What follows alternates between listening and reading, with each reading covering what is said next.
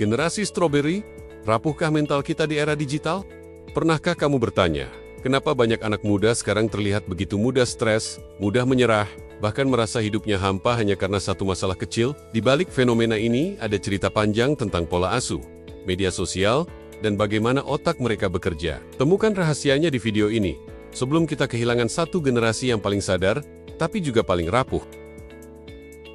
Lebih dari 19 juta penduduk Indonesia, usia di atas 15 tahun, mengalami gangguan mental emosional, dengan lebih dari 12 juta di antaranya mengalami depresi. Itu artinya, hampir 1 dari 20 remaja pernah merasakan dunia runtuh dalam 1 tahun terakhir. Di balik angka statistik ini, ada jutaan cerita anak muda yang berjuang sendirian melawan kecemasan, stres, dan rasa hampa. Sebuah sinyal bahwa kita mungkin sedang menghadapi krisis mental generasi muda yang belum pernah terjadi sebelumnya. Tekanan dari lingkungan, ekspektasi orang tua, hingga tuntutan akademik membuat banyak anak muda takut gagal.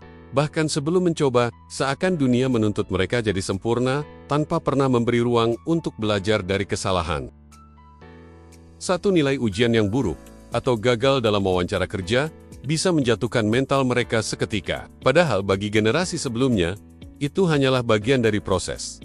Apa yang berubah? Di era media sosial, kita setiap hari melihat potongan hidup orang lain yang tampak sempurna, pencapaian, liburan, dan senyuman. Semua seperti dunia yang tak pernah gagal.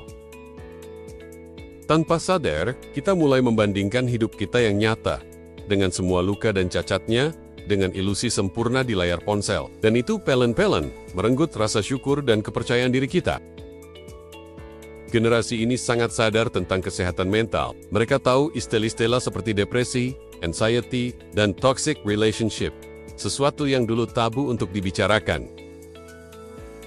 Tapi kesadaran ini sering berujung pada self-diagnosis yang berbahaya. Liburan, detox digital, atau sekadar menonton drama dianggap solusi. Padahal akar masalah tetap ada, menunggu waktu untuk meledak.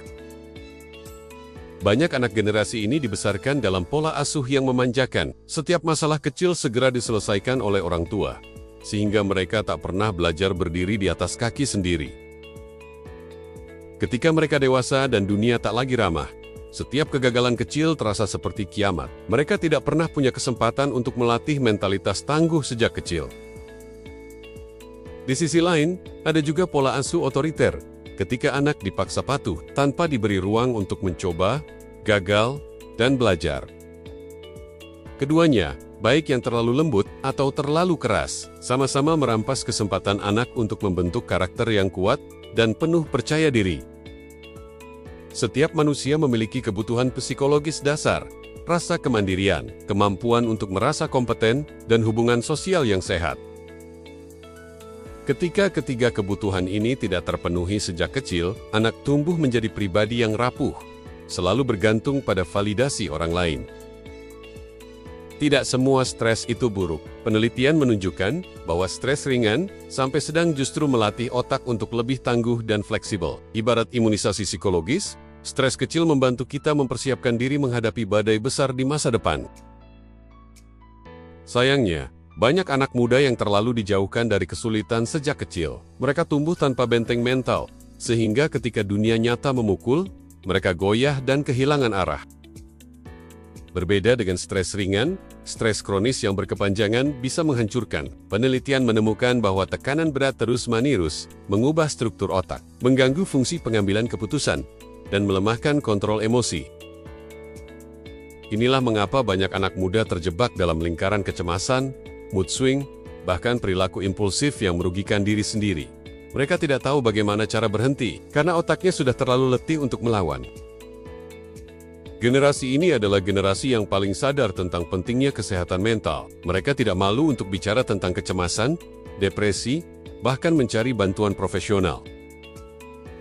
Tetapi di balik kesadaran itu, ada sisi lain, kerentanan yang begitu besar. Mereka tahu cara merawat diri, namun seringkali tidak memiliki kekuatan untuk menghadapi realita yang keras. Banyak anak muda yang memilih coping emosional, menonton drama, liburan, atau sibuk di media sosial untuk melupakan masalah. Ini memang memberi rasa lega, tapi hanya sementara. Coping yang adaptif adalah ketika kita berani menatap masalah, menyusun langkah-langkah kecil, dan mencari solusi. Memang sulit, tapi inilah satu-satunya jalan keluar yang benar-benar menyembuhkan. Resilience, daya tahan mental, bukanlah bakat bawaan sejak lahir. Itu adalah kemampuan yang bisa dibangun melalui pengalaman, tantangan, dan latihan sehari-hari. Setiap kegagalan adalah batu loncatan. Setiap kesulitan adalah pelatih mental. Jika dilatih sejak dini, generasi stroberi bisa menjadi generasi baja yang tak mudah patah.